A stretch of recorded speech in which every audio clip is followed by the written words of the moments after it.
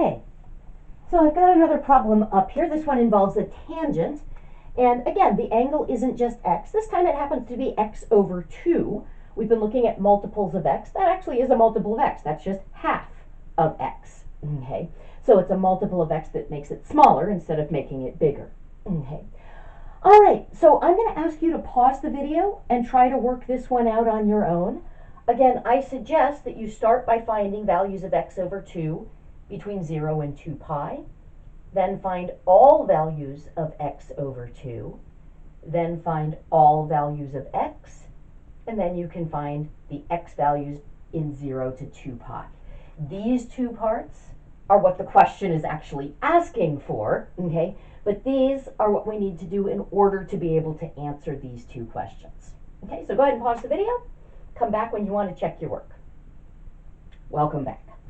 Okay, so I'm going to isolate the trig function. So I've got 3 tan x over 2 equals negative 3. Divide both sides by 3. Tangent of x over 2 equals negative 1.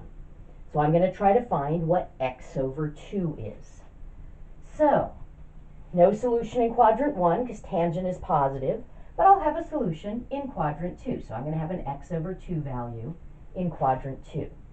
In quadrant 3, tangent would be positive, but I'll have another solution in quadrant 4. So I'll have an x over 2 value here. Both of these will have the same reference angle. And what I know about that reference angle is that tangent of the reference angle is the absolute value of negative 1, so it's just 1. So my reference angle is the acute angle whose tangent is 1. That I know is pi over 4. Because remember, that's 45 degrees. And if I have a 45, 45, 90 triangle, it's isosceles. These two legs are the same, so the opposite and the adjacent are exactly the same. Okay, so here, x over 2 would be pi minus pi over 4. That's 4 pi over 4 minus pi over 4. So that's 3 pi over 4. And here, x over 2 is 2 pi minus pi over 4. So that's 8 pi over 4 minus pi over 4. That's going to be 7 pi over 4. Okay, so I've got two solutions here. Could be 3 pi over 4 or 7 pi over 4. Now when I find all values of x over 2, I'm going to remember that with tangent, my solutions are always pi apart. They're in diagonally opposite quadrants, and that's because the period of tangent is actually just pi. So I could take this and add 2 pi n to both of them, but I can actually get it a lot faster by just saying it's going to be 3 pi over 4 plus n times pi, where n is an integer. If n is 1, that's 3 pi over 4 plus pi, so it would be 3 pi over 4 plus 4 pi over 4. That's going to give me my 7 pi over 4. So I can describe things a little bit more concisely with tangents than I can with sines and cosines. Okay, so now I'm ready to get all values that x could be. So I've got x over 2 is 3 pi over 4 plus n times pi. So to solve for x, now I need to multiply by 2. So x will be, I'm going to multiply through by 2. Let's just write that out, 3 pi over 4 plus n pi. I'm going to distribute that 2. So that's going to be 6 pi over 4 plus n pi.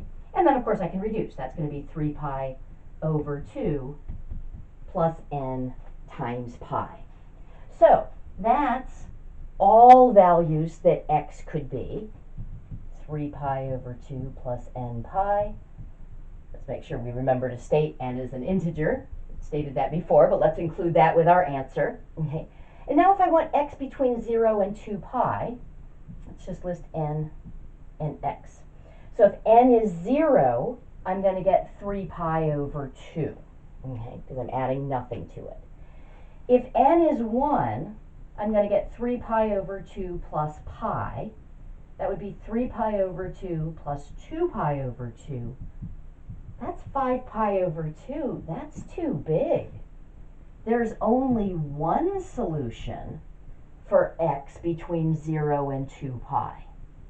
Now, if we think about it, that actually makes some sense, because we were working with tangent of x over 2.